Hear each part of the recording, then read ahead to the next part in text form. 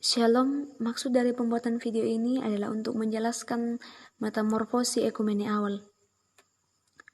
Gerakan ekumenisme ialah gerakan yang mencoba mengusahakan persatuan gereja. Di dalam sejarah, gerakan ke arah persatuan gereja muncul dari kalangan gereja-gereja Protestan. Gerakan ini berpangkal dari kerjasama badan-badan pekabaran Injil sedunia, yang kemudian mengadakan konferensi pekabaran Injil sedunia di Edinburgh tahun 1910. Dari sinilah muncul usaha-usaha ekumenisme di kalangan gereja-gereja Protestan yang ditandai dengan berdirinya World Council of Churches pada tahun 1948. Sampai sekarang ini, Gereja Katolik tidak menjadi anggota World Council of Churches, tetapi terlibat dalam kerjasama yang erat dengan mereka. Gereja Katolik melalui Dewan Kepausan untuk Persatuan Umat Kristiani juga terlibat dalam dialog bilateral dengan federasi-federasi denominasi tertentu, misalnya dengan Federasi Gereja-Gereja Lutheran Sedunia, dengan gereja-gereja Anglikan, dan lain-lain. Oikumene merupakan manifestasi atau penampakan persekutuan orang-orang Kristen dalam satu tubuh antara sesama denominasi gereja yang memiliki latar belakang dogma dan teologi yang berbeda, baik di wilayah lokal, regional, nasional maupun internasional.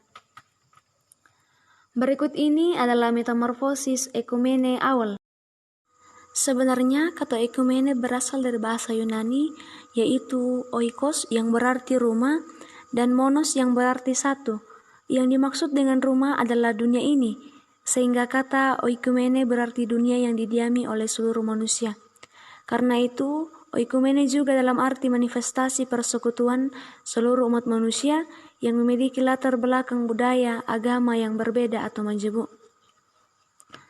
Karena itu, oikumene menjadi dasar pendekatan bagi hubungan persekutuan dalam kemanjemukan tersebut.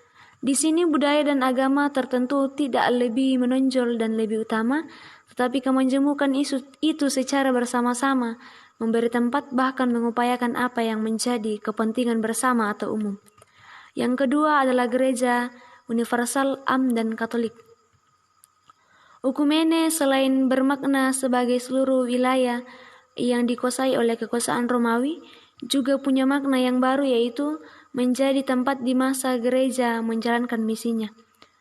Ekumene dalam pandangan ini adalah gereja yang universal atau gereja yang am dan Katolik dalam konteks pemikiran Yunani saat itu. Yang ketiga yaitu gereja dan negara. Dan yang keempat yaitu skisma gereja. Skisma yaitu memecah atau memisahkan. Hal ini terjadi perpecahan atau retaknya persekutuan dua kubu Kristen yang kini disebut Gereja Katolik dan Gereja Ortodoks Timur. Gereja terpecah dalam hal doktrin, teologi, linguistik, politik, serta geografis.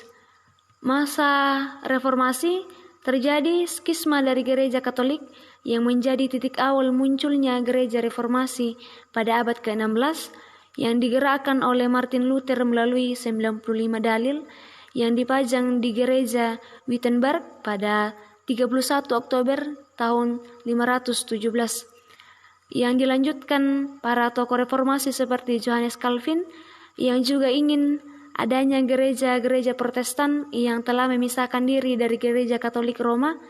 Terjadi juga denominasi dalam gereja Protestan.